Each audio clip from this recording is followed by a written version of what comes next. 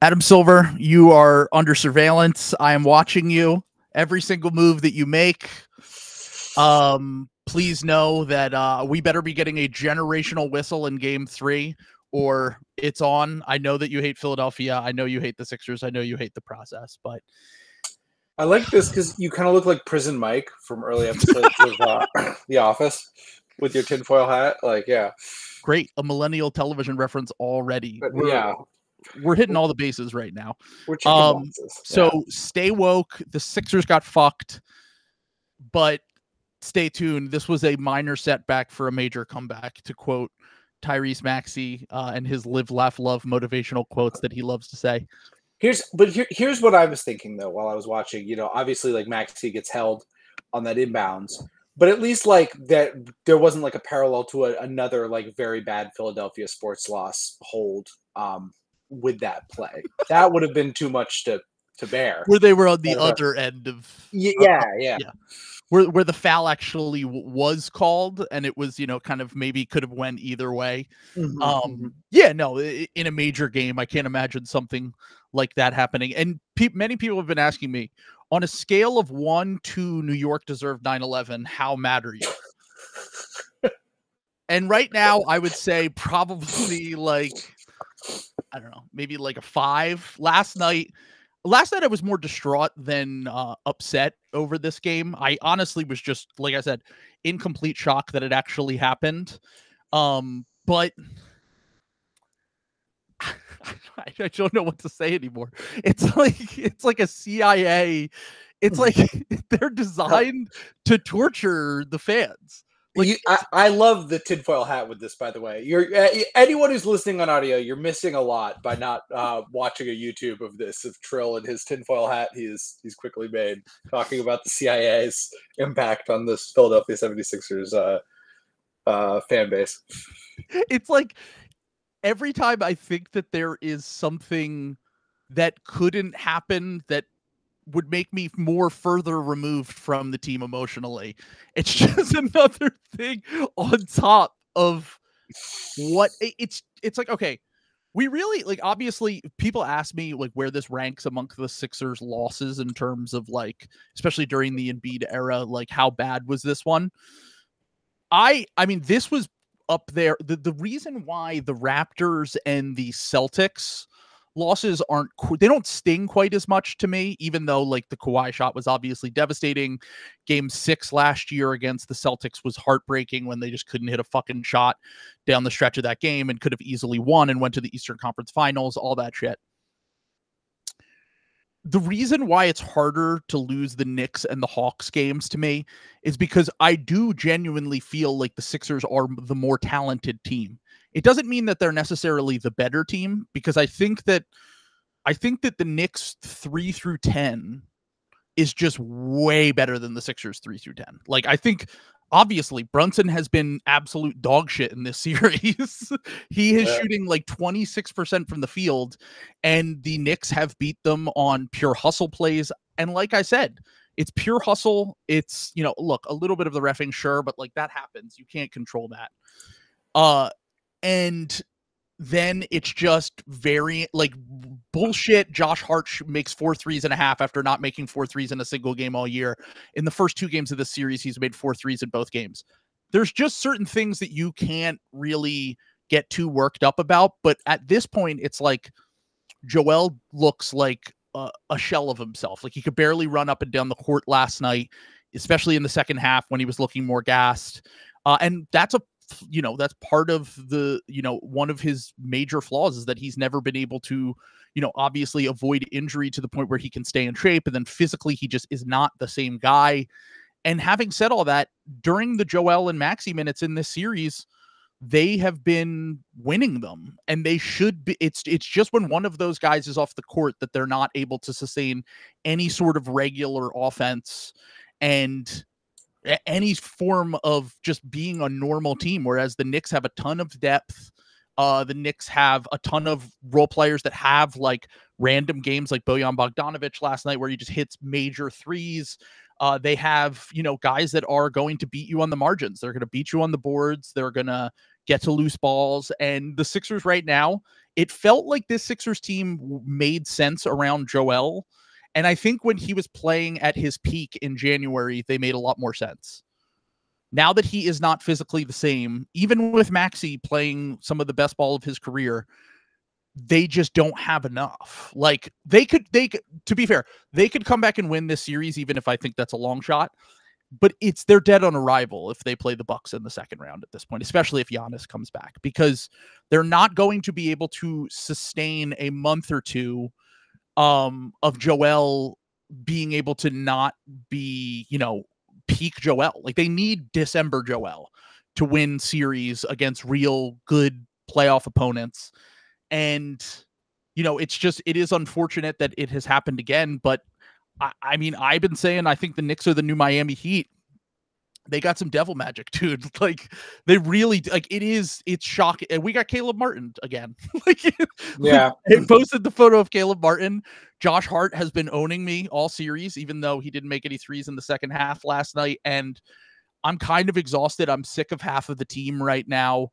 I feel for Joel more than anything. I was hypercritical of Joel during last year's playoffs. I think he's gutting it out and he's trying his best, but he's just not the same guy. And Maxey, I love Maxey and he's been amazing, but he's not good enough to carry a playoff team in a playoff series. And they're losing the game on the margins on, everything that could possibly go their way goes in the other direction. And I'm just, coming to terms right now. Yeah, that's my spiel. It's basically, it's Jover, but also I've recovered a little bit since last night when I felt like existential loss bad. I don't want to pile on with Sixers fans in such a tough place, but we're also bearing probably the most upsetting news that came out last weekend is that you guys are going to lose one of your max players. It seems like Tobias is out the door, which will really set the team back quite a bit. Yeah, I mean, the funniest part about last night was having to explain to people who don't regularly watch the Sixers that was a good Tobias game. Like he went 4 of 11 from the field, and I'm like, yeah, but he tried on the boards and his defense was good.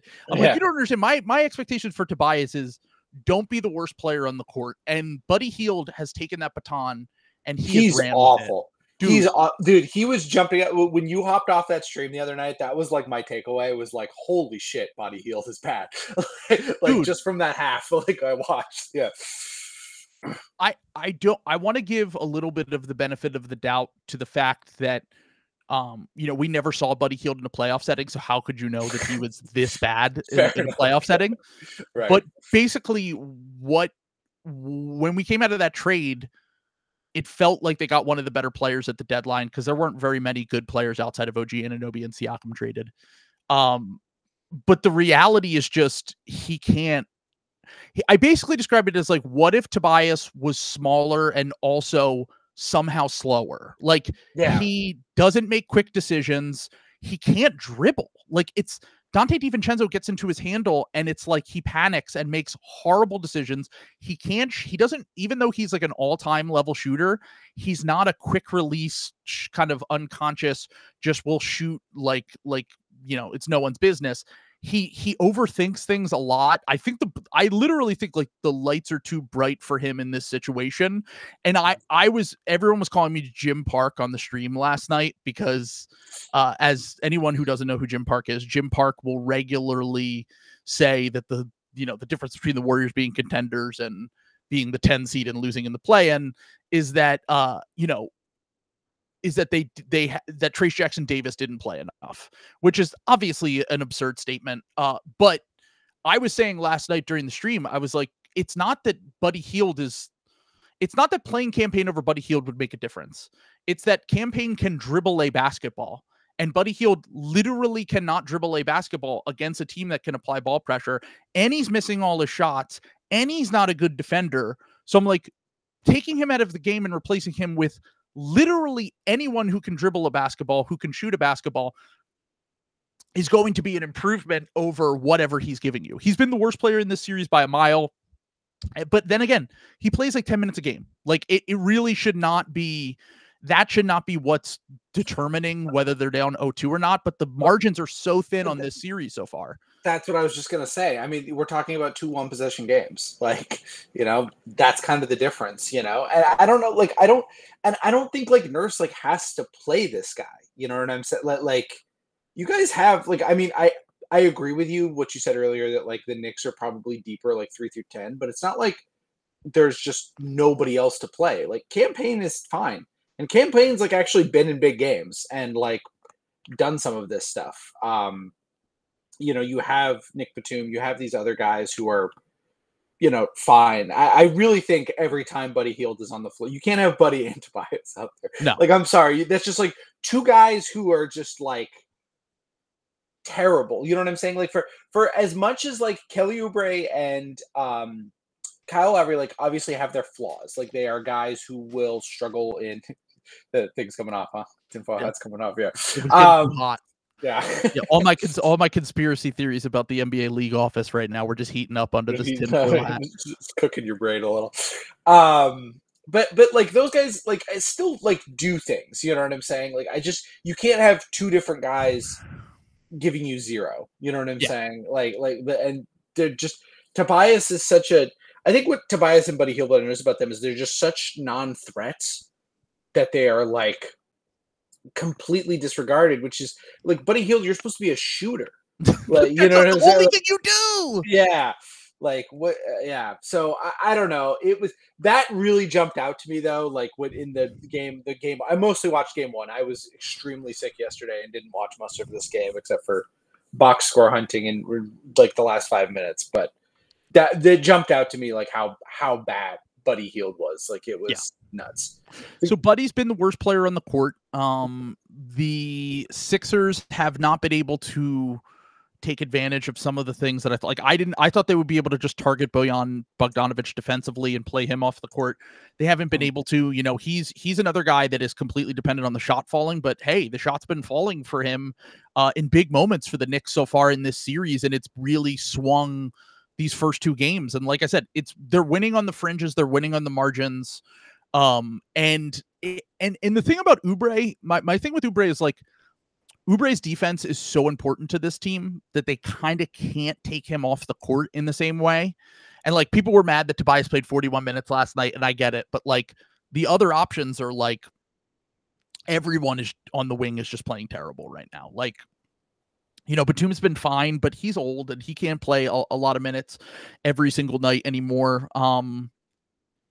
Oubre is been a disaster on offense. I really don't even know what happened to him. He's been kind of, he was our 3rd best player for a large chunk of the season. And that might need to tell you something about the fact that, this team is just really lacks the role players to make up for the fact that when Joel is at 100%, they're just not going to be able to win against these deeper teams. Like I said, like the best players on the Knicks, the best player on the Knicks is playing like shit, and the Sixers are down 0-2.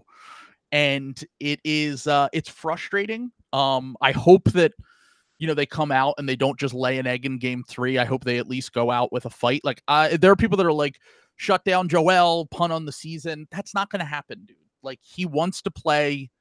They're going to play him. I'm not even saying I agree with it or not. There's really nothing that, we can say or do. If he wants to play, he's going to play. And I think the fact that this will at least get Maxey some more playoff experience, this will get, the team a better idea of who they should be looking for in this offseason at a minimum, if they can extend this series at all. While Joel's in the locker room and he can't even look at the light. He's wearing sunglasses off because Kelly, I don't know if you saw the clip, but someone posted a clip that Kelly Oubre hit him in the face in game 1. And apparently it might have paralyzed. He can't blink with the one eye right now. Is that what it is? I kind of just assumed he was like perked up beyond all belief. I thought so too, but he got smacked in the face, and ever since he's been like one eye, which he misses multiple free throws yesterday. He's just not like I said, like he is. I kind of thought he was on his Percocet and sunglasses future flow as well, but he's just a zombie right now. So I'm kind of, there, like I said, there's a lot of things I could complain about. But the only positive I can really take so far from this series is like, Tyrese Maxey is that dude. Even if he's been hyper effective when the offense is centered around Joel as the DHO hub, he is playing at a level that I think of all the guys that are his age, I think the only one that's playing at his level in this playoffs is Anthony Edwards.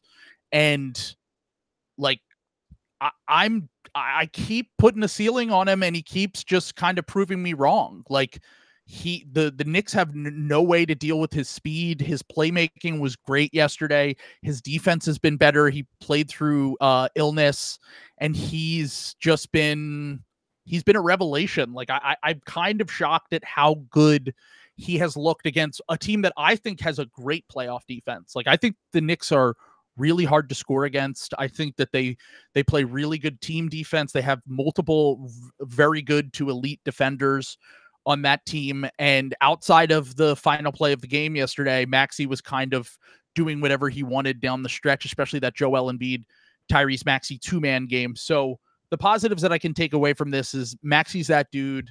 They're going to have a lot of things to look at in these next few games and then make some decisions this offseason. But look, the reality is just, if Joel is this every playoffs, then the Sixers are not going to do anything. Like, if he's just a corpse for half of the times they make it to the playoffs, it fucking sucks. I feel for the dude. He's pushing through it. He's trying to be a soldier right now. But there are clips coming out where, like, it looks like he can barely run up and down the court. His mobility is like completely fucked. And defensively really is where it comes through to me in a way that, like, even when Joel was hurt before, his defense in the playoffs was still amazing. But yesterday they were just able to get pocket pass after pocket pass to Isaiah Hartenstein, and he was able to hit him with little floaters because Joel just couldn't even protect the rim or rebound, because he didn't get any rebounds in the second half. So yeah, I mean, it sucks. It's terrible, but this season does feel like it's kind of cursed. And the next few games will tell a lot about this team, because if they lay an egg and they just kind of lay down flat, I think it's going to be more of the same. And then I think if they fight back in the series and they extend it, if they lose, you can at least take some positives from this. I would agree. I mean, I feel like people are talking a lot about the Jalen Brunson being bad and how that's not going to continue.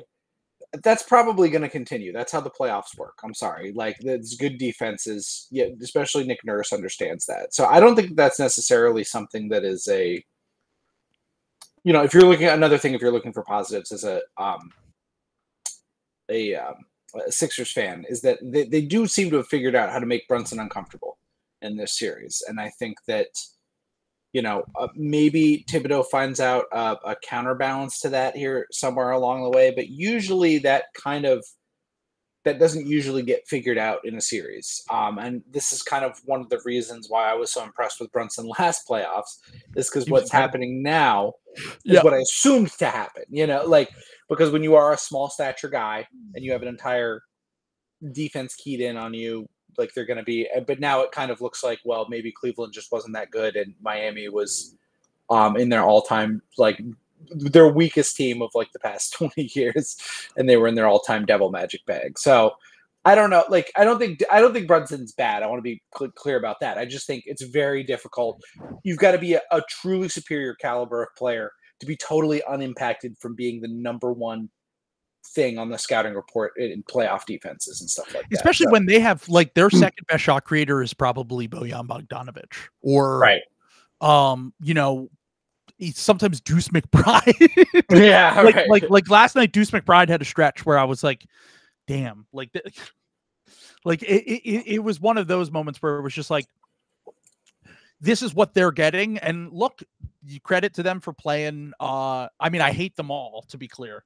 But lest anyone think, yeah. But credit to them for figuring out some bullshit and having the refs in their pocket and all that stuff, But long story short on this, I'm upset. I'm not as distraught as I was yesterday. To me, the silver lining is that Maxey has looked as good as he has against a great playoff defense. I hope that Joel can get better over the course of this series. I don't really see that happening. I think that he's only going to probably, deteriorate over the course of this series with the way that he's looked in the first few games. I hope I'm wrong. But like I said, I'll get on Joel when it was last year and I felt like he had a chance to seal the series, rewrite the narrative about him, and flip his legacy on his head. And he looked mostly fine last year. This year, I do think physically he's just not the same guy that he's been. This 2022 and this year are the only times that I've been like, he's just not physically capable of doing what he needs to do right now. The other years I got on his ass and I felt like he needs to be better, because right now he still has an all-star level impact. He doesn't have a superstar level impact right now, especially with the little things like the rebounding and the rim protection and the things that we're used to with him. Even though his passing has gotten much better, his decision making has gotten much better. The jumper, if the jumper isn't falling for him, it's been a painful process for his scoring in the half court. And like I said, they're still dominating. They have 131 offensive rating when Maxey and Embiid are both on the court. It's just figuring out that other time, and they're running out of time to do it. So hopefully we get game 3 and like I said, some generational refereeing on our side, some actual shooting from the role players, and maybe a healthier looking Joel. I'm not super optimistic about it, but it's possible that it could still happen here. It's just, man, that was such a brutal, like, I don't even know how you come back from that loss. Like I said, remember we talked about before the playoffs, I was like, which teams, if you get punched in the mouth, which ones do you think would fold? Yeah. I put the Sixers on that list, and I think that they have to prove to me that they're not just going to fold after that game, because you could easily do that, even though I feel like through 2 games they could easily be up 2-0 right now with a few things going in their direction. Well, that was what I was just going to say. I feel like they already did get punched in the mouth in game 1. That's true. Yeah. Well, the game 1 thing, I genuinely think, like I said, they out hustled them. That game 1 was, they dominated them on the glass. Like, I said this before last night. I said it just has to not be a historical amount of discrepancy in the offensive rebounding department. Like, they got out rebounded 23-9 on the offensive glass in the first game. Last night it was a bit more even in the rebounding battle, and they should have won the game. Like, they had opportunities, even with all the bullshit foul calls and all that stuff. They still had a chance to win that game. Maxey could have hit the last shot, and also in addition to that, they could have just got the rebound and not let Hartenstein get it and kick it out to Dante DiVincenzo. But like I said, they're not out of this series, but historically speaking, a team goes down 0-2, even if the other team, hasn't been dominating them, it's really, really tough to come back from that. And more importantly, I think I kind of look at it like, I felt like they needed to steal last night, and they arguably outplayed them until that last 30 seconds. And the fact that they came out of there down 0-2, it's such a hard, it's hard to come back from. I know Nurse is like, well, this will just extend the series, and Embiid's like, we're going to come back and win. Like I said, they have to prove it to me, and they still have not proven it to me. The only thing that I've taken from this is that the team needs to be a lot better around Joel and Maxey. Embiid needs to be healthier for these playoff runs. They need to treat him like Jimmy Butler and the Miami Heat, and play him probably 50 games a year just to keep him in shape for the playoffs. And look, even this year with Jimmy, it didn't work out for them. But and then Maxey is that guy. He could be a 1B on a contending team, and that's way more than I ever anticipated. Like, I was hoping he could be the 3rd best player on a contender. Then I was like, all right, he's clearly the 2nd best. Now I think he can be that guy going back and forth with Joel here, and they need to improve the starting or the supporting cast around them for sure. So hope the Clippers lose, because we might need Paul George. I've pivoted. I've watched way too many shitty players play in the playoffs, and I know Paul George has had some stinkers in the playoffs too. Just get me a guy who's a Hall of Fame level talent, and even if he's old, he's massive, he can shoot, and he's a big body. Like, I think he will age well enough that I could be able to live with them signing him this offseason. If you put Paul George in Tobias or Oubre's spot right now, they would be way, way better off. So we're here. We are here. Unfortunate that they kind of played the way that they did through these first few games, but series isn't over. We can talk a little bit. Let's just talk a little bit beyond the Sixers Knicks series, which is designed to personally drive me insane. Let's talk a little bit about the Lakers. I know you weren't able to watch last night. I did. Don't worry, I was sucking up all the crumbs. Even after I did all my vomiting yesterday, so today was much more like lying in bed resting. So I had plenty of time to look over all of the tweets, look over at all the different angles. We're back in for one of the most competitive sweeps of all time. Part two. So very exciting for Lakers fans. I watched all the reaction cams from different Lakers fans last night. It's a lot of fun. It really is. It's a great treat for me. Yeah, they kind of blew that game. It sure seems like Jamal Murray, man. I mean, look, he's a great postseason player, but he's got to prove it to me in the regular season.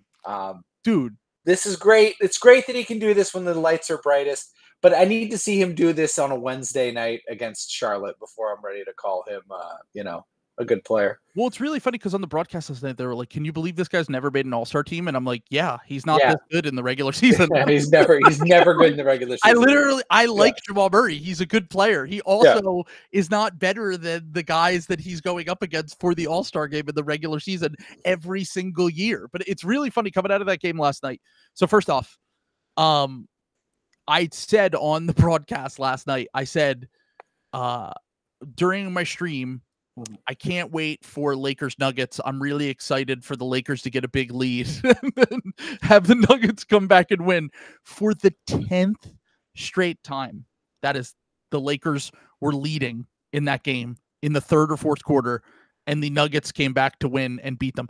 The Nuggets against the Lakers are inevitable. I know, look, I feel your pain, LeBron, with the reffing shit. But, well, first off, I have to appease to him because he is a free agent this offseason. And also, he shouted out the Sixers. He did. I saw he shouted out the Sixers. He did. Yeah.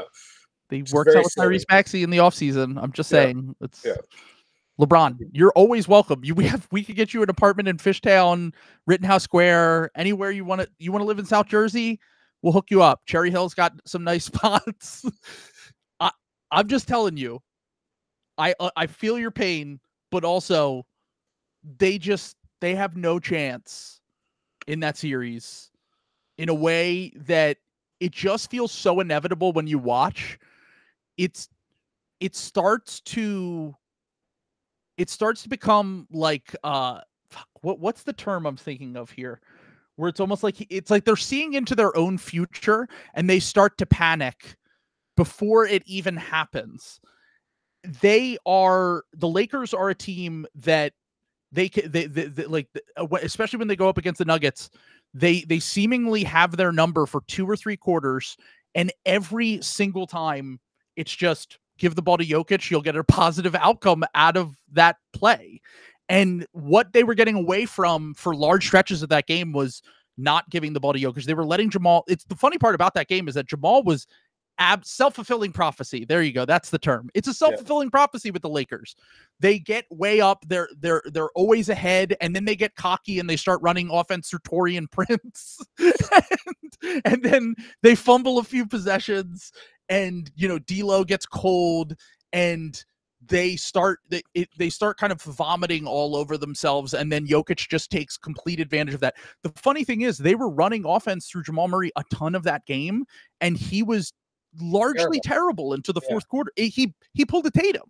Like this was his Tatum game. The Tatum game. Yeah, he had a Tatum game where it was like, man, this guy just does not have it tonight. He looks completely off. What is going on with him? And then in the fourth quarter, I'm not sure he missed a single shot down the stretch of that game. He didn't. I don't think he did. He had that one on AD was absolutely insane, but the one to like match LeBron with like, I think it was like a minute 30 to go or something like that, because like Michael Porter Jr. hit one in between there. Sure, it was just insane. like shot making yet again. Are you talking about the play where Aaron Gordon saved it from going out of bounds and threw it back perfectly directly into Michael Porter? I was like, once again, this is things that only happen in a Lakers Nuggets series. Like, people were complaining about the Sixers last night, and rightfully so. They've done this so many times where it's just these throwing up all over themselves time and time again. And I was like, the Lakers Nuggets series is literally just designed to like, at least when the Sixers played the Celtics last year, we got game 1 and 4 and 5. Like, we had some high moments of that, right? Yeah. The Lakers can never even get a game. Like, I was like, they might be able to push them, and then it's just the most competitive sweep again, back-to-back years. I'll tell you what happened. Satan came to LeBron James in 2020, and he said, we're going to have Mike Malone. Mike Malone will play Mason Plumlee, but from now on, you can't have – and LeBron said, sign me up. Sign me up. Let Mason Plumlee lose Anthony Davis in game 2.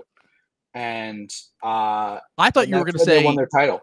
I thought what you were going to say was in December of 2019, Bill Gates came to LeBron James and said, listen, LeBron, we have a man-made virus. Yeah.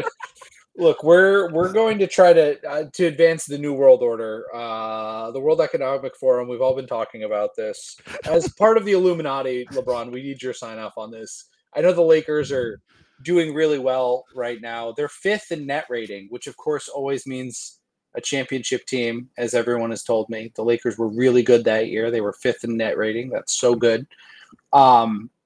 So it's they were always going to win that championship. It was not a bozo freak thing.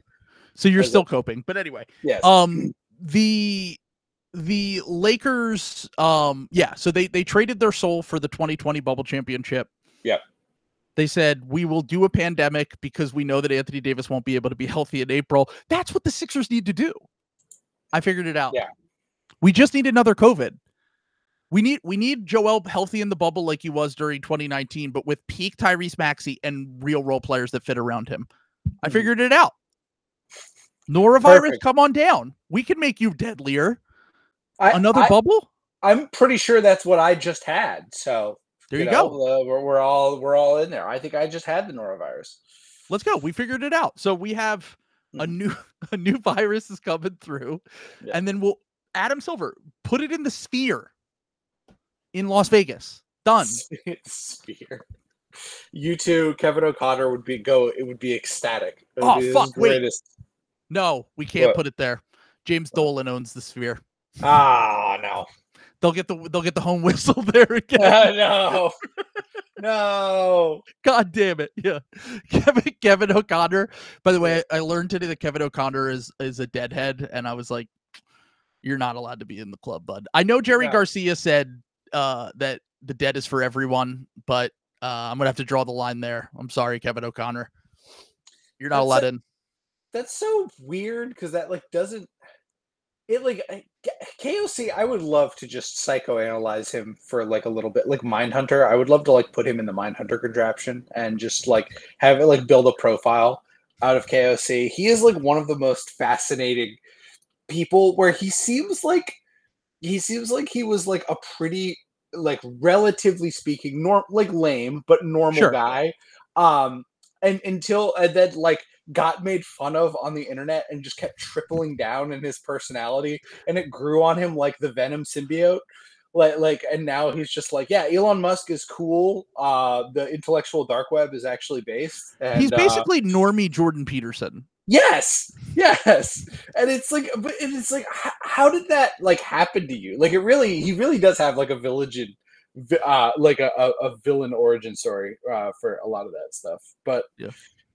Anyway, no, the Lakers losing is very funny to me. I really enjoy that happened to them. And look, I think what we're finding out here, and people have been saying it, Zach's been saying it, we've said it a couple times on here. I don't think this particular edition of the Nuggets are as good as last year's. They can still absolutely win the championship because last year's Nuggets were by far the best team in the NBA, and they just ran through it, no problem. But I think that there is definitely there's a window here for my team, several other teams in the West. Like I don't think that they're as inevitable as they were last year. However, they play bad. They play bad players. Like yeah. Last year, I will say this much: I think they had a good road. I think they were clearly the best team, and they deserved to win the championship. But they were also not playing bad players. Yeah, like they didn't have. You never saw Justin Holiday. DeAndre Jordan played in game 1. I saw that, series. And it really alarmed me. Yeah, Reggie Jackson played real minutes in this series. Christian Braun has kind of fell off a cliff a little bit. Like they were playing guys that were, maybe towards the Jeff Green is being brought up in the comments right now. He's obviously towards the end of his career here, but he at least could give you passable minutes in the playoffs here and there. Bruce Brown was really great for them, and it's just going to require more heavy lifting from their top 5, really. They're going to have to play Thibs minutes later in the playoffs. And look, maybe that will work out for them. Like I said, I don't think they're unbeatable, but I think that the way that they have tortured the Lakers is it might just mean that they're I kind of think they're almost just fucking this is light work to them. Maybe, whatever. Let's see if we can get down 25 next game. Can I ask our Nuggets friend something? Because I don't watch the Nuggets that often. It's but I was kind of shocked watching these playoff games. Is it normal for Jokic to go as long as he does on the court without touching the ball?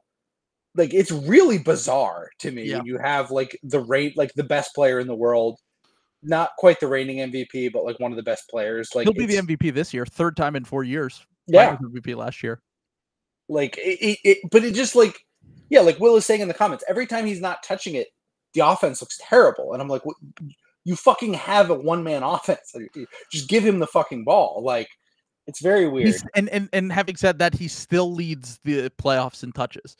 But that part of that I wonder is to save him for end of games. Maybe. Because if you think about all these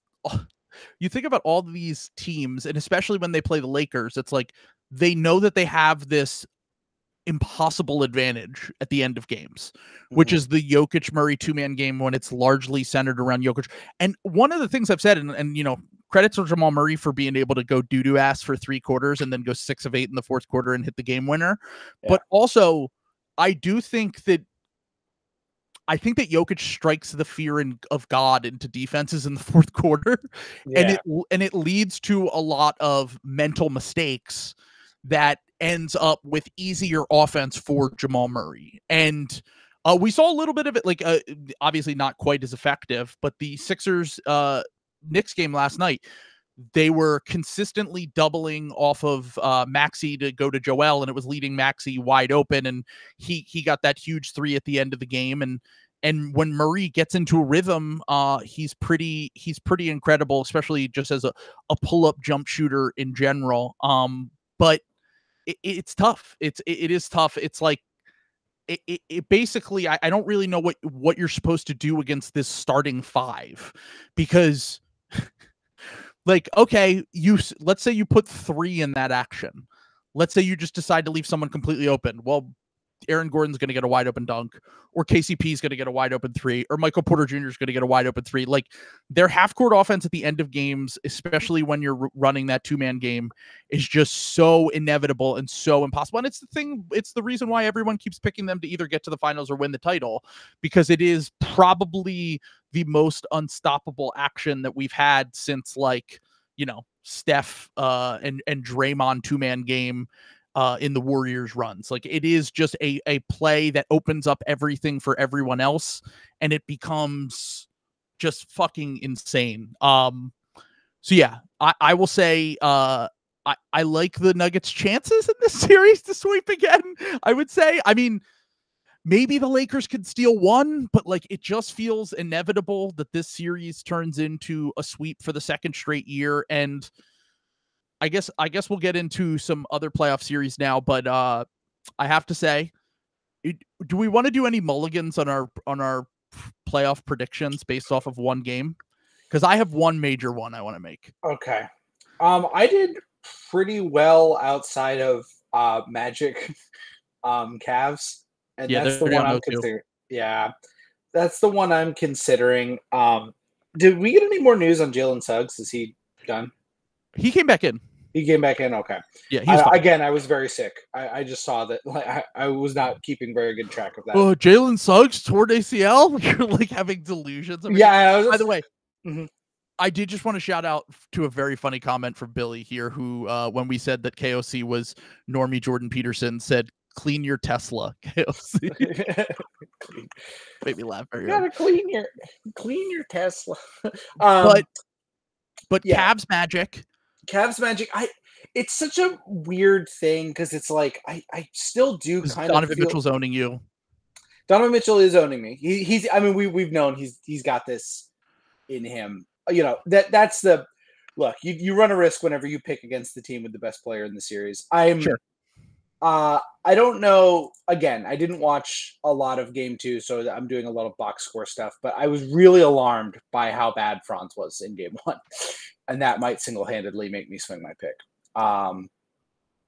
So they just have no guard play. Like yeah. I think that, and I said this before the series on our predictions episode, I said everyone's mad at the Cavs right now for the basketball karma shit, which, by the way, I do just want to point out that the Lakers didn't duck smoke and they're getting their teeth kicked in right now. I mean, the Cavs, Knicks didn't duck smoke. The Knicks didn't duck smoke, and they're up 2-0. Yes, with help of the refs and the the conspiracy against the Philadelphia 76ers and me personally.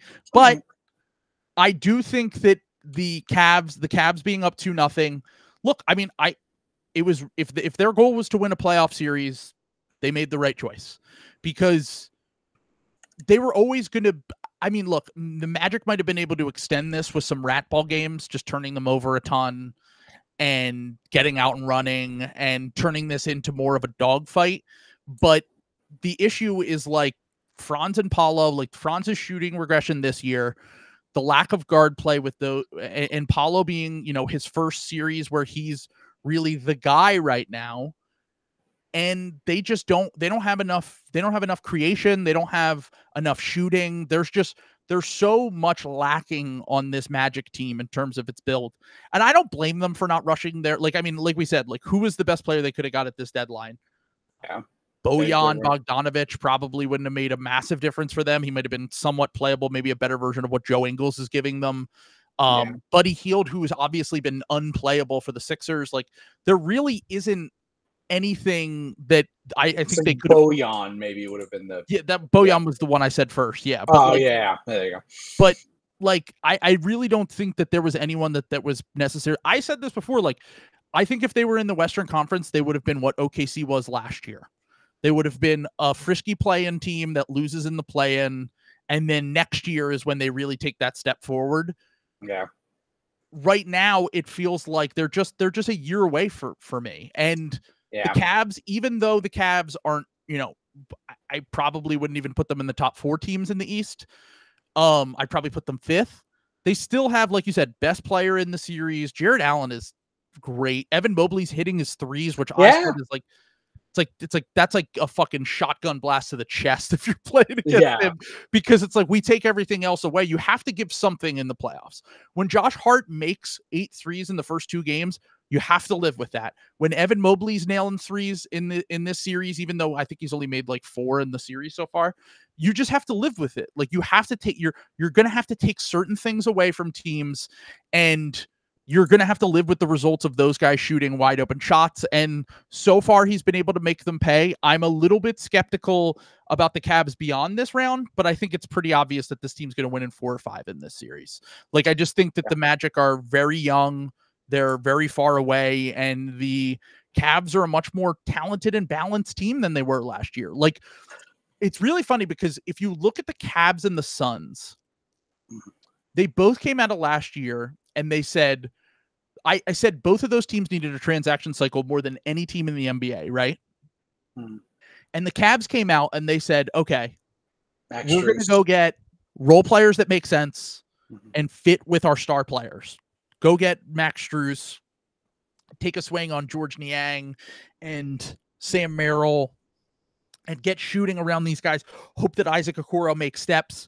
And then next year, we'll come back and we'll be better built for the playoffs. And yeah, they got the easiest matchup probably that they could possibly ask for in the first round. But the Suns went, we'll take Bradley Beal's bloated contract. The corpse of Nurkic, who on any given night can look good, but also can be completely unplayable. And then, Grayson Allen, great. He had a career shooting year, but then they just completely overpaid to keep him, which I think is one of the biggest mistakes you can do with shooters, generally speaking. So, it just shows you that the Cavs front office at least had a plan and an idea of what they wanted to do around this team, whereas the Suns came out of last year and made not all of the wrong decisions, but a lot of bad decisions that kind of have been compacted and piled on top of each other that has led them to their current circumstances where, if you want to talk about that series, that's the mulligan I want to take. The Wolves are going to destroy them. One game I watched and I was like, and look, can the Suns take a game or two? Yeah, they still have Kevin Durant and Devin Booker, even though Devin Booker was getting absolutely fucking clamped in that game. They still have guys that, can keep them in a series, but that is the series that alarmed me the most because not only did they get dominated on the glass, they had absolutely no answer for Anthony Edwards in that. We talked about if we were to rank the best units going into this playoffs. Yeah. The Wolves half-court defense is probably a top 5 or 6 unit in this playoffs. And I think top 3, to be honest. They're really fucking good. I would say the Nuggets half-court offense is obviously number 1. In terms of flexibility across matchups, I would say Nuggets half-court offense. Yeah, it might be 2. The Celtics defense might be a little bit more flexible in a playoff setting, but it's also not as but it's not as clampy. You know what I'm saying? The Celtics just have a lot of tension. The Celtics just don't have a lot of weaknesses you can pick at. You know what I'm saying? But I don't think it's got as high a floor as they're more balanced on each side of the court. Yes, exactly. Yeah. So yeah. Whereas the Wolves half court defense is smothering. They basically were like, yeah, Kevin Durant, shoot 11 for 18 and score 30 points. We don't give a fuck. We'll live with that. We're gonna take off everything else from you. If Grayson Allen has a bad shooting game, you're done. If no one can capitalize on these advantages that they even struggle creating, it's going to be it's going to be a long series for the Suns, but I think it's going to be a short series. Now, look, maybe they win tonight and I look like an idiot tomorrow when this episode comes out, but I really think that the Wolves punched them in the mouth in game 1 and proved that the regular season matchups really didn't mean shit. And I think that I'm mad at myself for talking myself back into the Suns. I kept saying, don't talk yourself into the Suns. And then I was like, dude, they beat them twice down the stretch of the season. They're 3-0 against them in the regular season. They might have the 2 best offensive players in the series. And Ant proved in game 1 that he's just as good as those guys. And I think that we need to be having a conversation about Kevin Durant teams in the playoffs, dude. It's just consistent underperforming the last few years. Even if he individually is incredible, it's just not translating to a high impact in terms of winning in these last few years as he ages.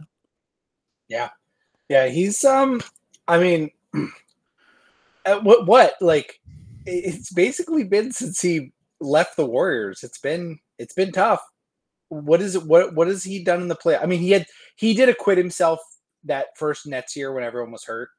I think he had one of the all-time, but that was still, that's a while ago now, though. That's 5 years ago now, 4 years ago now, right? Well, it's been 3 years. I think it's been 4 seasons because we had, this is the 4th season. But I do just want to point out, I think a lot of people made this joke, but it's similar to how Jimmy's been the only player that's benefited from rings culture despite not winning a ring. Yeah. Durant is kind of the same way where it's if you put on an I'm him performance and your best 2 other players are out, it's going to boost your mind, everyone's image in their mind of you. Everyone looks at Kevin Durant differently because he put the team on his back and won that game 5, played the entire game, was amazing. Was literally making it so that he was in the conversation for best player in the world for that time period. And I'm not saying that it isn't deserved. What I'm saying is that in terms of what he did there, it was more important to his legacy than what he did with Golden State when he actually won the championship. Right. Yeah. Because everyone viewed it as a front running move. Yeah. Yeah. He definitely came out the worst for wear out of that. Like Steph doesn't get any of the dings that KD did because Steph won 2 without him. Now those were a little shakier, substantially, but that's part of that Warriors super team thing was what it was, So I don't know. I'm interested to see. I mean, the Suns are totally fucked, especially if they lose this series.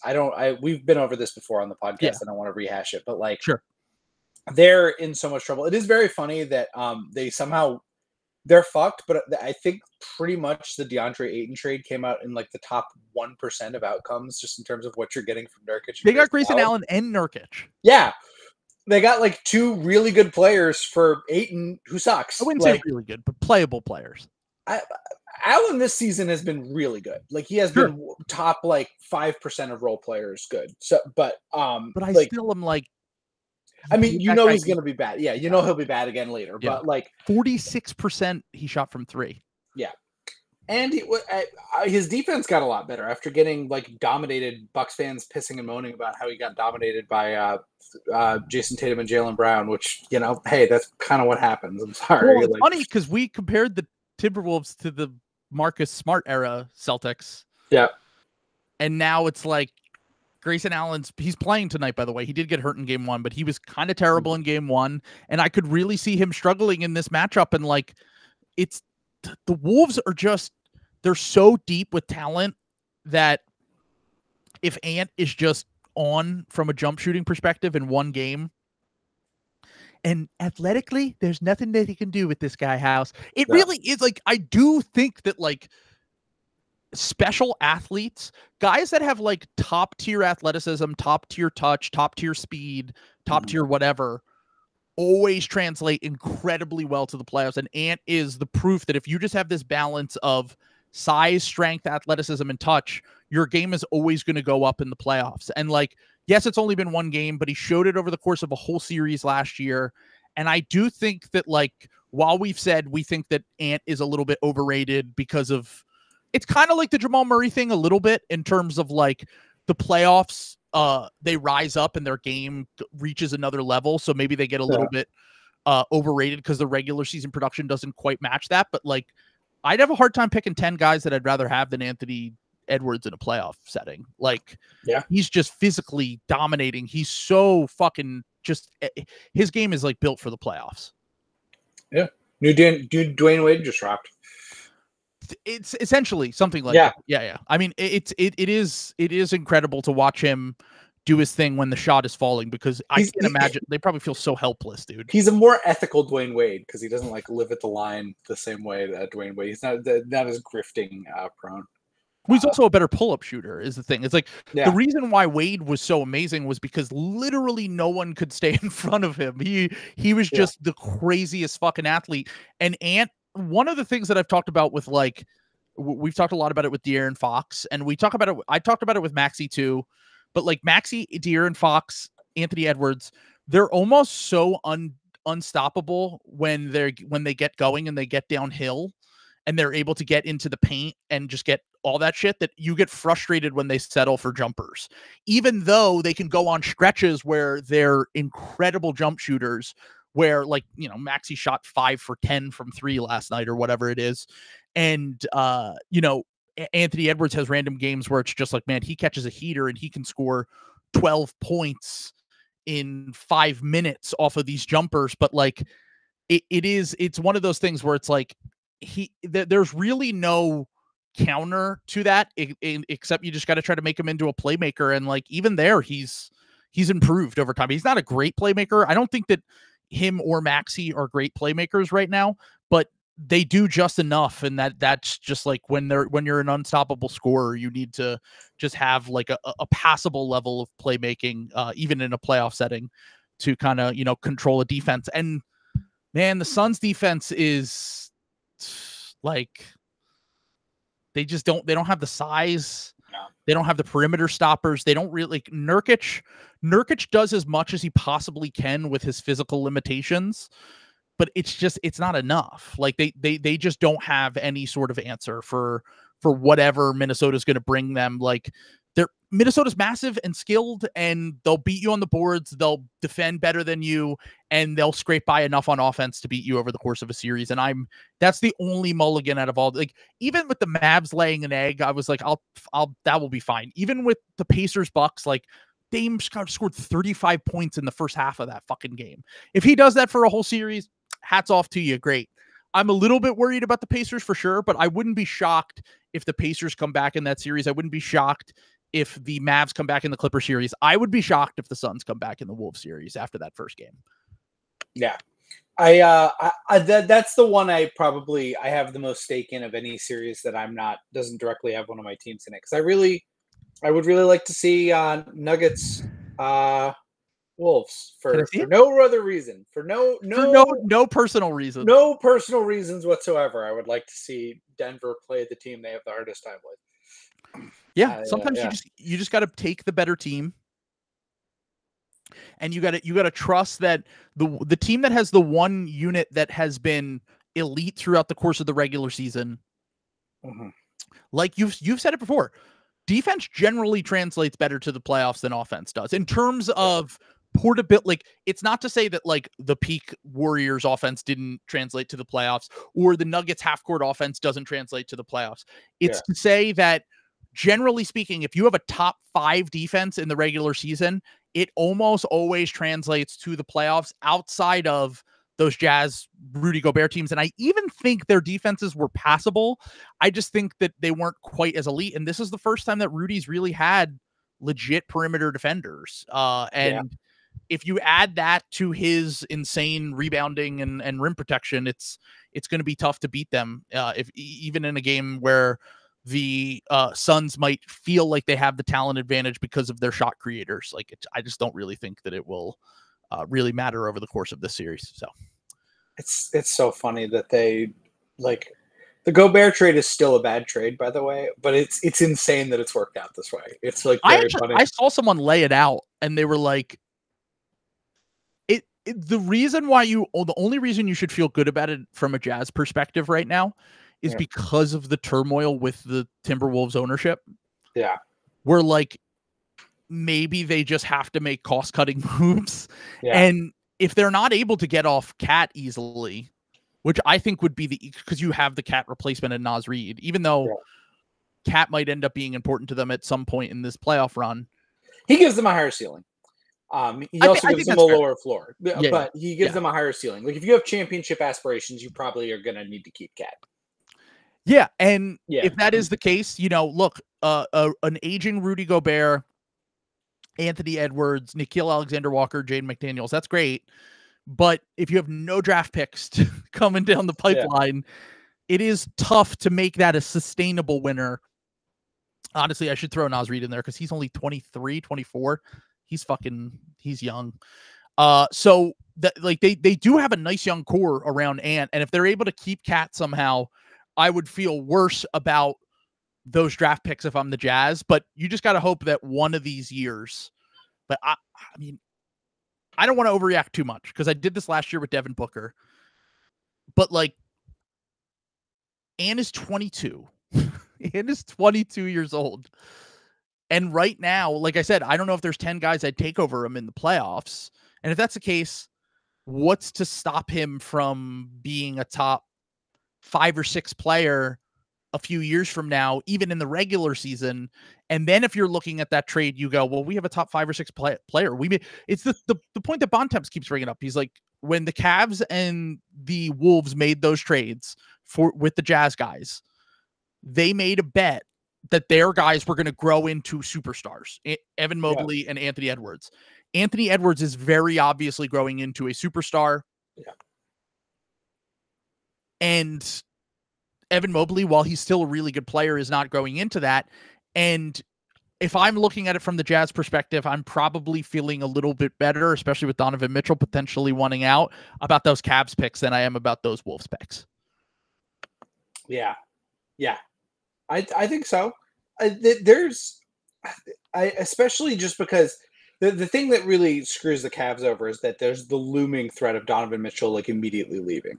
And the thing about Donovan Mitchell leaving is he's clearly their best player. So by far. I mean, yeah, I like Jared Allen a lot as a complimentary guy, but like Darius Garland, no. Evan Mobley could eventually get to the point where if the defense is good enough that he could be that defensive one, offensive 2 or 3, that might have a similar level of impact. But in terms of floor raising, Donovan Mitchell's by far their best player. Like, I don't even think it's close. Also, we have to answer this. It's a great question. SGA or Ant? Plant your flag now. Ant. I'm going with Ant too. Yeah. I trust him more in the playoffs. Like, I think that SGA is going to be a top 5 regular season player.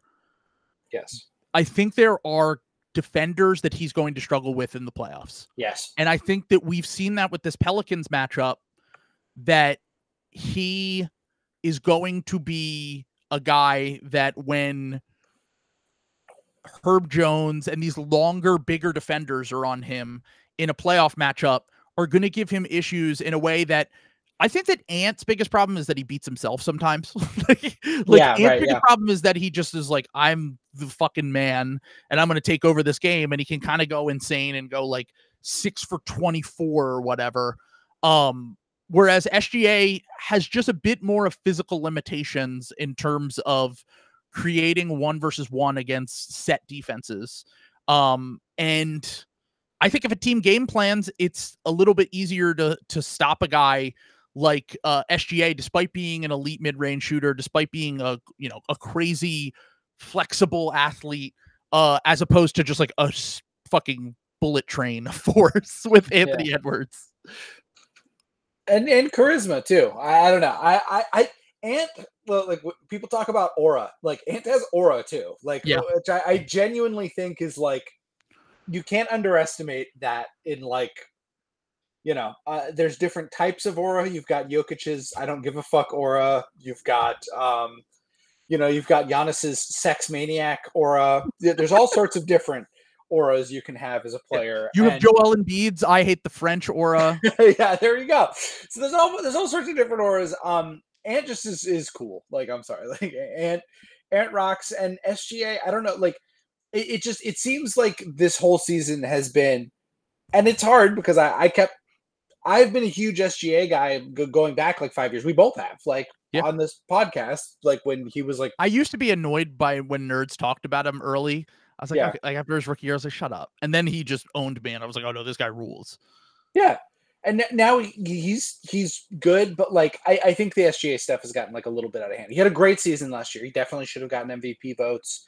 Like should get all that stuff. But I think we've got to understand the context and the difference between the regular season and the playoffs, and I think we're going to see it. It's like 3 years younger. I think people forget that because SGA. Yeah. Because honestly, because he was being held back by his team context, and now he might be a little bit lifted up by his team context with their system and their spacing and all of the creative ball handling and plays that they run and all that shit. But the guards screening for each other. Minnesota is. I'm not saying that they don't have a creative offense, but it's kind of like check ball, check rock, roll it out, and like if that is the setting, Anthony Edwards, like I said, physically and athletically, he's going to only get better over the course of time, and I think by the time that he's 25 years old, it's going to be pretty undeniable that Ant is that dude. And while SGA is amazing, I think that he's pretty close to where he's going to be as a player. Like this is about the highest level outcome I would expect for him. And he's entering his prime right now. So, and that's awesome. He's going to be a top 10 player in this league for a pretty good amount of time, I think. Like, he's great, especially in the regular season. So like, that's awesome. Like, I do think that Ant is just like a generational athlete, though. Like, I don't know if he's a generational basketball player because I think that term's thrown around way too loosely. But in terms of athleticism, he's probably the best young athlete prospect we've seen since Giannis. I'm gonna piss Celtics fans off a little bit here. To like put the thing, he's got the same problem. SGA has the same problem Tatum does to me, where it's like you're not quite good enough, I don't think, to be the best player on a championship team in the playoffs. I don't think. Even with him being the Celtics could win the title this year and easily flip. Well, they could so perfectly around those guys. That's the thing. He has more moves to make. That's what I'm saying. I think it's like a very similar thing. Like whereas like Ant, I think I could very easily see Ant being the best player on a championship team in the next like 5 years, like without it being like perfect around him. Like Rudy Gobert's a good teammate for Ant. He's not like a perfect teammate for Ant. You know what I'm saying? Like, you know, there's some different things there. So I don't know. I have a lot of stock in Ant. I think last year's playoffs kind of chased some people off the Ant corner because he kind of struggled a little bit, and I think people forgot he's really fucking young. Like, you know, so it is what it is. But no, he's incredible. He's going to continue to prove his worth as these playoffs go on. So yeah, I think that the other series, the Mavericks should be embarrassed to lay an egg like that. Like, I don't want to say I told you so. I didn't want to say I told you so, but Uno has responded. Game Uno. Well, here's the thing. I've been saying this about Dame. I've been saying this about KD. I've been saying this about Harden. To a lesser extent, Paul George. These all-time players, you give them a week off, they're going to come back looking like a prime version of themselves. Yeah. That's what happens every time. They're a little bit burstier, the shot's falling, they get into a rhythm, and Dame and Harden, when they're on, are two of the best hot hand scorers of all time. Like, if the shot is falling, holy shit, watch out. They can take over a game. No one's ever denied that. They're incredible. But over the course of a series, in the course of a season, their bodies wear down, especially with playoff minutes, especially with playoff intensity, playoff defenses. Luckily for them, they get to face against the Mavericks and the Pacers in the first round, which is a nice warm-up for what they're going to face later in the playoffs if they advance through this round. Like I still think that the Mavs laying an egg is more of an aberration. Although they were just like feeding Zoo on the block, and he was just kind of bodying. I was like, this is like 90s basketball right now. Yeah, with Harden and PG on the court.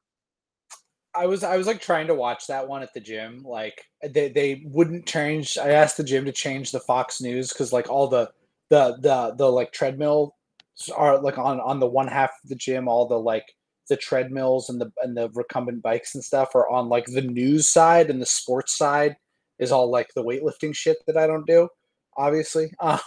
So, but they wouldn't change the Fox News game. So I had to like kind of like look over in the corner, and I was like, what is happening? Because I just kept like peeking over, and it was like a 30-point game. The Mavericks had like 30-something points at halftime. Their offense was pathetic in the first half. Honestly, it was really not until Kyrie kind of got going in that third quarter that they had any sort of sustainable offense. I was, like Bill said, I was shocked by how Luka looked in this game. They scored 8 points in the second quarter, Sam. That's awesome. That's so good. They scored 31, I think, in the first half. They were like Luka was not able to, he was just getting targeted over and over on defense. They were trying to make him tired, get him worn down, and they were just out physicaling them. And then, the Clippers shot like crazy too in that first game too. Like Harden isn't going to make every fucking jumper. Terrence Mann isn't going to shoot like that every single game. Even Russ had a 3 at one point. Like, that's not going to happen throughout the course of a series. But with the boogeyman, Kawhi, right around the corner, potentially returning in this series, if that does happen, you needed to win game one, or you at least needed to compete a little bit better than they did in game one to make me feel confident about them being able to beat them if Kawhi can come back. And here's the thing. I've seen this before in series where Joel comes back in the middle of a series, and it's not that Joel or Kawhi or whoever the star is that comes back needs to be 100%. They just need to be effective enough to be a decoy and open things up for everyone else, because teams will just automatically game plan for that guy. And if they game plan for that guy, it's going to make Paul George's and James Harden's life a lot easier in this game. And I think that, honestly, like, credit to the Clippers. They were the better team at stretches for the point of this season. I thought the Mavs finished strong and that would carry over, but I was just really disappointed by Luka in this game one. And I think that he's got to be the one that turns it around, because defensively he was pathetic. Offensively, he couldn't get anything going. As Bill said, he looked doughy. He does. I mean, hey, tell Billy. I'm not fat shaming, but he looks a little doughy. Yeah, he looks a little doughy. Yeah. And he's the guy that I want to see. Just come out and prove that you're that dude, because we know he is. When he gets going early in these games, he's pretty much he can play at a 1A level, unlike very few players in terms of an offensive playoff talent. It's pretty much him and Jokic when they're at their highest levels, I think. And I would like to see it throughout the course of the rest of this series, where they're able to, like in the past, they've been able to target the Clippers' weak perimeter defenders. They've been able to get Zubac on a lot of switches. I would like to see that in this game, and not have Luka settling for so many mid-range jumpers, and apply a little bit more rim pressure in between, in between these things. Oh, here we go. Skip Bayless was right. Kawhi will make his playoff debut in game 2. Skip Bayless is always right. Does he have a direct line to Kawhi, dude? I think he does. No, I think he does have a direct look. Like, I thought that was like known. Maybe I'm making that up though. No, I think it might be Uncle Dennis. Yeah, it might. Yeah. Maybe Skip is hooked up with Uncle Dennis, because he predicted a week ago. He said Kawhi won't play game 1; he'll play game 2. They stole game 1. Game 2 might even be a warm-up game for Kawhi. But yeah, I'm feeling. Look, I still think the Mavericks can win this series.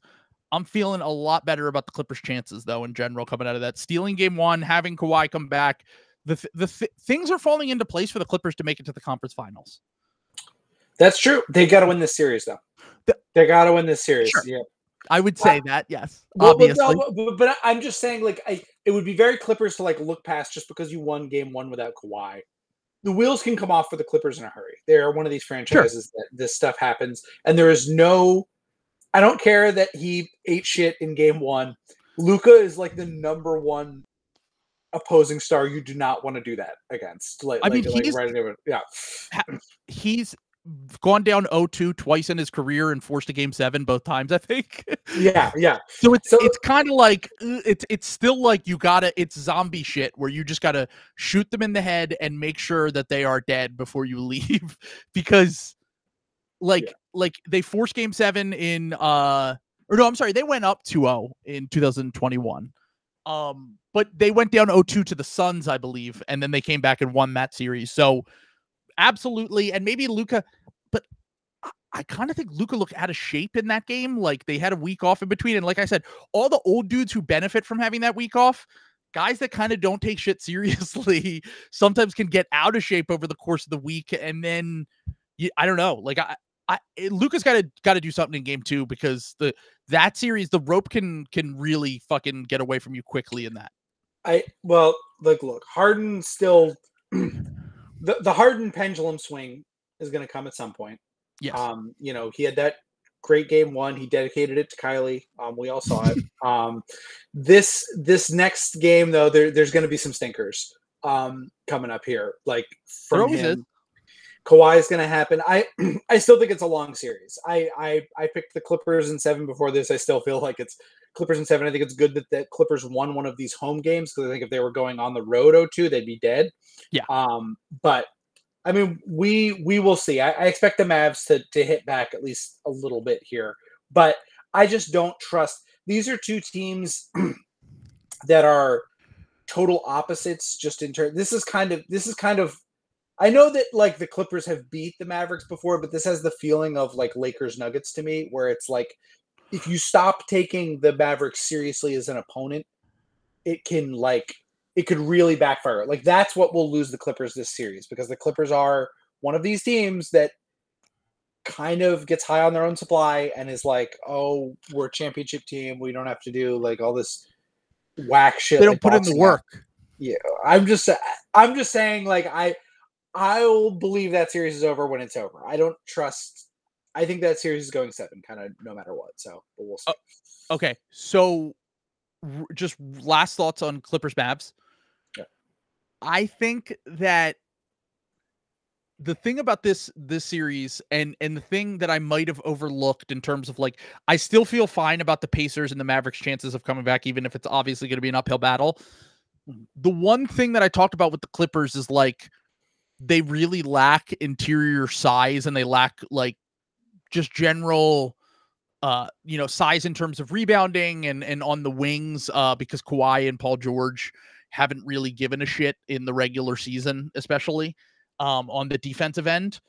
If they ratchet up that intensity a little bit in these next few games, and the Clippers clearly have the interior size advantage on the Mavericks, because I think Zubac exposed how small Gafford is and how inexperienced and kind of weak in comparison to him Lively is, that I do think that this might be a matchup that's more favorable to the Clippers than I gave credit for in the first place. So yeah, you'll have a random game where Russ tries to take over and it goes terribly, and you'll probably have a stinker Harden game and whatever, but Clippers got to be feeling pretty good after that first game to win that without Kawhi, and have a legit shot in this series, when I felt like they were going to be dead on arrival. I kind of was like, this is over. Like, this team's waiting to mail it in, like they have in the past, like you said.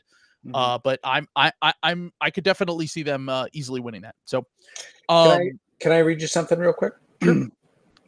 This is a quote from Joe Mazzulla about the Celtics being shut out on NBA regular season awards. I think it's beautiful. Why would you get an award for the past? So he's got eyes on the prize. He's locked in. Well, I'm a little confused as to what Joe Mazzulla thinks awards are for. Does he think it's for events that are coming in the future? Or you only get awards literally in the moment? He's awesome. He's a bet on yourself guy. Yeah, yes. Gonna say this is like the ultimate. He really is that guy that I have manipulated time and broken my day into four different 6-hour days. Like, that is Joe Mazzulla, like actual Joe Mazzulla. He's such a psycho, dude. I love him.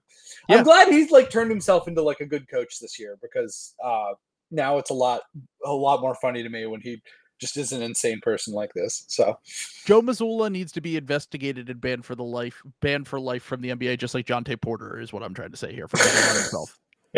And only looking forward to things in the future and trying to guess what will happen. Yeah, so his gambling addiction. Not yet realized. So question for you. During Celtics Heat game 1, when they had the fake comeback, did you get nervous at all? Yeah. No, I got pretty nervous. But here's what I will say about that. Part of the reason I like the Celtics' chances is because of exactly what happened. The Celtics were up 30, they were not up 20. If the Celtics were up 20, like they would have been in previous iterations, it would have been a one-possession game and things go off the rails. Sure. The Celtics were up 30 because the talent difference is just that massive. You've got Sam Hauser and Peyton Pritchard hitting 6 threes off the bench, and that effectively ends the game. So even when the Heat do catch a little bit of, devil magic, the Celtics let go diaper mode. Everyone noticed in the comments that Sam only gave credit to the 2 white players that come off the bench. Continue. I think those are the only 2 players that came off the bench. He only played a 7-man rotation in that game? Al Horford. No, Al Horford. Never mind. They did play. He's an honorary starter. You would forget the one non-white guy. Yeah. Honorary starter. But it's it's nervous. You know what I'm saying? The diaper mode's still in there. Celtics fans were saying, oh, they just let it's because they were up 30. And it's like, okay, well, you're up 30 against the bane of your existence in a game 1 playoff game. That's pretty motivating in my opinion. I think it's still in there, but I just think the Celtics again are so talented that it's not going to matter until the finals, and they're going to need to, when they play like a really good team. Maybe if the Bucks get their shit together, I'm not holding my breath for that. Maybe if the Bucks get their shit together at the conference finals, but they could definitely call, and like I said, the Knicks have caught a little bit of the devil magic. I wouldn't count them fully out, even though I would still take the Celtics in that series. So how good did it feel when Tyler Hero shit his pants in this game? I can tell you that play-in game felt pretty good. It's awesome how like bad he is. I mean, I gotta kind of admit, Jaime Jaquez was probably their best player, like in that game, good. Straight up. Like, he might be like a real fucking guy. I mean, I don't know. We've yet to see if he's like a Devil Magic one-off guy, like, Duncan Robinson or Caleb Martin or some of these other guys who've carried in the other day. He might be like a real fucking player, though. He was really fucking good in that game. So, I that was probably my biggest takeaway. I'm sticking to, as insane as it sounds, I really don't think Jimmy Butler would help them very much in this series. I'm going to be totally honest. I really, Jimmy Butler is like, he's like Tyler Hero, but like half of that, you know what I'm saying? Like, he's not quite as bad. He'll get steals, which is like, that's like a pretty big positive play. Like, Jimmy Butler will get like 2 or 3 steals a game that lead to runouts that are pretty big swing plays. But like, go back and look at like Jimmy Butler against the Boston Celtics. He does not have, it's like a made up thing. He has manipulated the media. Like he's done well in other postseason series, but Jimmy Butler is a member of the Miami Heat. He did really well in the Chicago series as a member of the Miami Heat. He has not been good against the Boston Celtics in the playoffs. I'm not sure he would help them that much. They played a pretty well connected game. I thought the Heat actually played pretty well, despite the fact that they got stomped in by 20. I think a lot of that actually had to do with the Celtics shooting the fucking cover off the ball more than anything else. I think they got varianced a little. They actually played pretty well, I thought. And like, part of that was the plan from Miami, which was just sending hard doubles at Jason Tatum and just wide open threes were being created over and over. Like, Tatum had 10 assists in that game, I think, and honestly probably had more hockey assists. Everyone was kind of getting on Tatum after that game because of because his shooting splits weren't great. And I was like, honestly, he just made the right play. I've seen this happen so many times with Joel in the playoffs where I'm like, yeah, at the end of the game, you might shoot like 6 for 15 or whatever, but they have like a 140 offensive rating whenever he's on the court. Because if you're just sending hard doubles and you're just making the easy pass and it's leading to open threes, you'll take it. Like, it's really not. I thought that Tatum played, even though the shot wasn't falling for him, I felt like Tatum played the correct game given Miami's game plan in this game. Jalen had a few moments where he went a little bit off the rails, but overall the Heat this year, he should be over in 4. I mean, maybe Spo cooks up an insane game plan in one of these games and they get an insane shooting game. Did Caleb Martin make a shot in this game? It felt like he was like, he was terrible in this game. And yeah, I mean, the Celtics are way more talented. The Celtics have every advantage in this series. And if it even goes 5, I'd be surprised. Yeah. DeLon Wright, like, if in a closer series, DeLon Wright, if they won this game, the DeLon Wright for 5 for 5 would make me. If they had max contract grind set Kelly Oubre, aka Jimmy Butler, in this series, DeLon Wright might make a little bit more of a difference. But I don't think that he's going to be swinging this series. I do agree with you. Jaime Jaquez really impressed me in that game. And honestly, DeLon Wright is good. Like, he was pretty good. I'm kind of surprised Spo waited so long to play. He was playing Patty Mills over him. Like, I don't know. I think that DeLon Wright probably should have been higher in their pecking order throughout the course of this season since they got him. I'm kind of surprised at how they got DeLon Wright. I was like, oh, when did they trade for him? And it was like, no, they got him on a buyout. And I was like, what? Like, he's like genuinely pretty good. I don't know. Like, it seems weird. Who bought him out? The Wizards? Of course they did. The Wizards bought him out. I wanted to trade for him at the deadline. But yeah, I don't know. I think DeLon Wright's good. I think that he should get a nice, like a mini MLE deal in free agency. But he might win. He might win a game here. I said Heat sweep, or I said Celtics sweep. It might be Celtics in 5. They've been pretty. They impressed. Honestly, the Heat impressed me quite a bit. They played. They're frisky. They were getting the doors blown off them, and and Tyler Hero was like actively shitting himself on the floor, like Paul Pierce, in the Garden. Like, so, the fact that they didn't quit on that is like enough to be like at least raise some of my PTSD. But again, as Brian says, though, like, it was a really impressive performance where they lost by 20. So I at the end of the day, that is really what happened. Yeah. So how insane do you think Bulls fans are driving themselves right now? I don't think Bulls fans cared about getting into the playoffs. Yeah. But I do think that they've got to be going insane that Tyler Hero was dog shit against the Sixers in the play-in, dog shit against the Celtics in game 1, and then absolutely own them in that second play-in game. Yeah. I mean, I would be losing my fucking mind if I were them right now. It would just be, God, maybe even when they don't get away with it, they still have to like remind teams like the Bulls, like we're still ahead of you. We lost our best player or two of our best players. I'll walk back some of what I said because Jimmy's value is that Tyler, you don't have to play Tyler Hero as much if Jimmy Butler's on the floor. So that's where no Terry Rozier, like it's the same problem that I keep talking about with the Sixers. It's not that Campaign is good. Campaign sucks 80% of the time. He can dribble a basketball.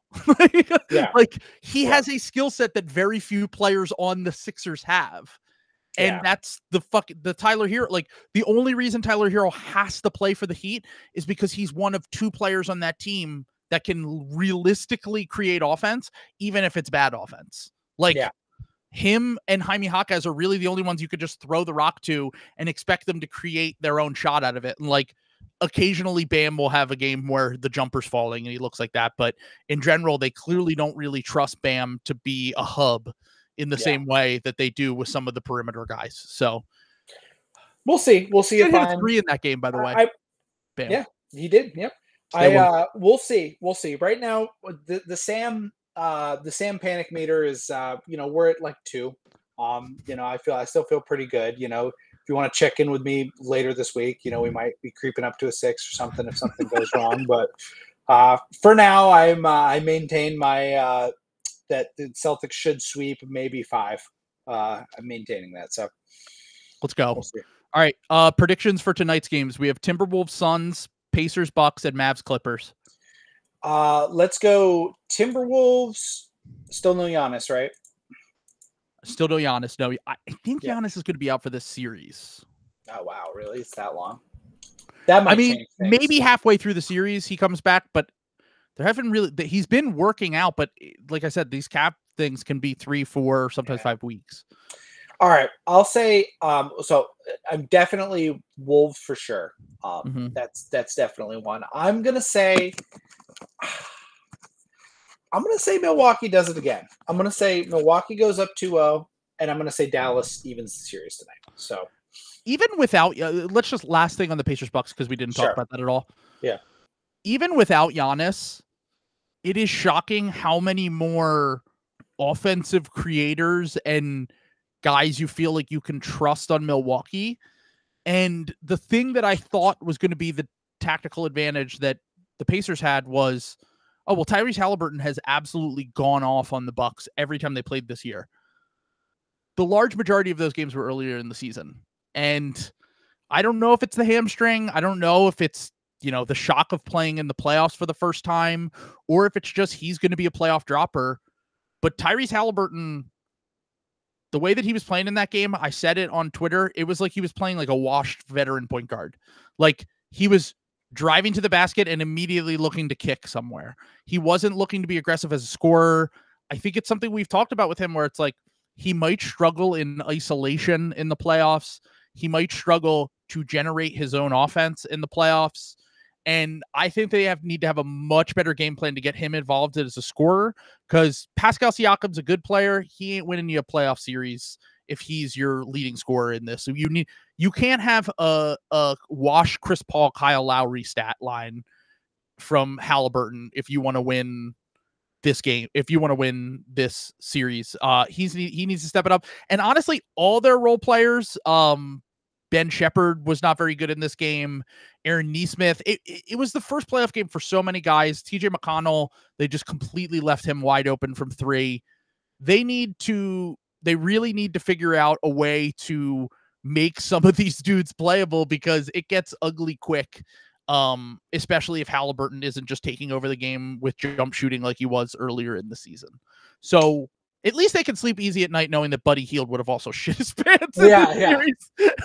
It didn't really hurt them that bad. Is Halliburton still hurt? Like, I honestly don't know.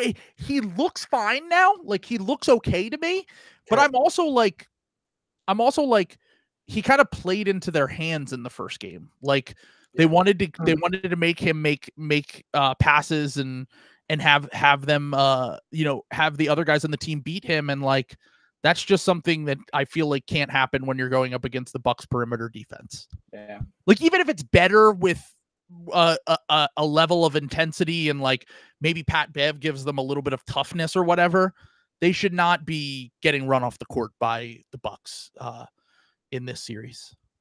But yeah, Zyklor says he doesn't have the same burst. That's been the main thing that people have been saying since he got the hamstring injury, is that the burst just hasn't been quite the same. It might be a little bit tougher for him to get that first step off. Yeah. So, well, he got the money though. Bag secured. Got his bag, and also I think that I think he'll have a random hot shooting game that will get him going in this series, or at least I hope so. I wanted that series to go long just because I think it's an interesting matchup. But I'll take Timberwolves again tonight at home. All right, I'm Lucy with the football right now. I'm going to take the Pacers to steal this one against the Bucks tonight, and then if Kawhi's coming back, I think the Clippers might go up 2-0. Wow. We'll see. It would be very, very on brand for us for the Suns to win tonight. It would be very on brand for us for me to get all of these wrong, because I think I got basically every team I picked except for the obvious ones, and then the Cavs lost the first game. Yeah, I was gonna say the Cavs were the ones where I ate shit. I'm still the Magic. I'm still kind of Maxey won MIP. Let's go. Most improved, baby. Let's go. He's so Take that, Kobe White. Thank you, Kendrick Perkins. Thank you, Kendrick Perkins. Yes, Kendrick Perkins, friends of the You Know Ball podcast. Yeah. I'm very happy for Maxey. I'm happy for him because after last night, we need a fucking boost. We need a win.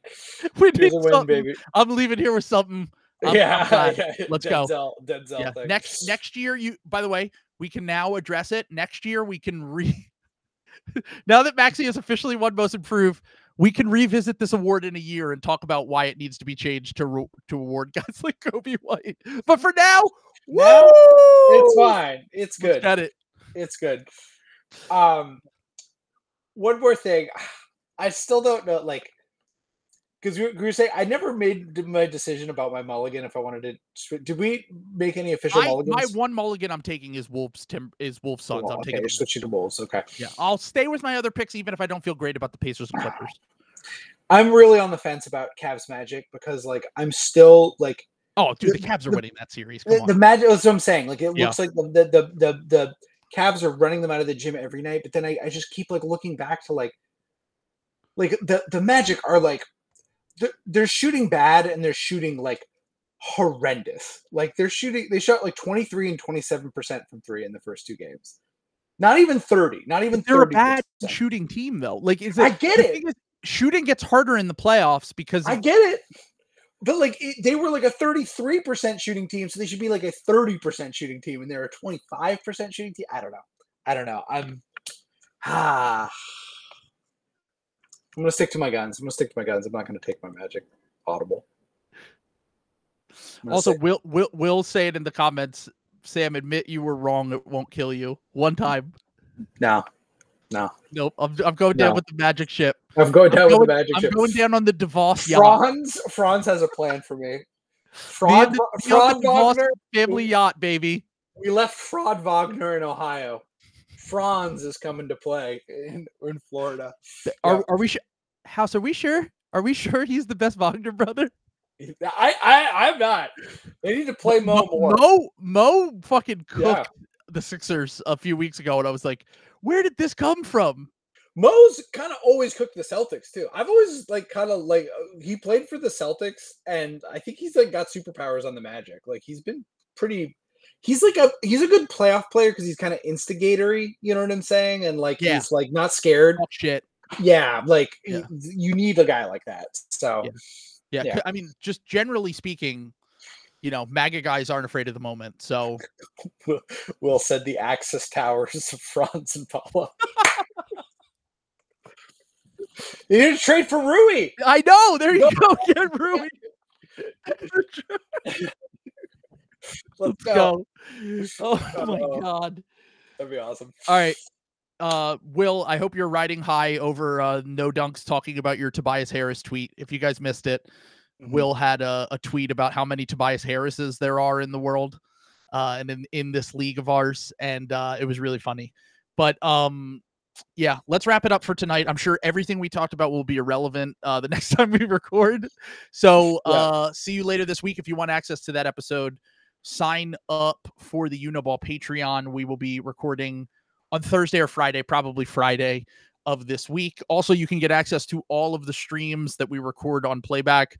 You could see my soul leave my body from that stream the other night, and you can get access to the Uniball Discord, which is apparently in civil war after the Sixers lost last night. We were getting trolled by the non-Sixers fans in there, but we will stay strong. Yep. Go Sixers. I'm going to die soon. All right, bye. Peace.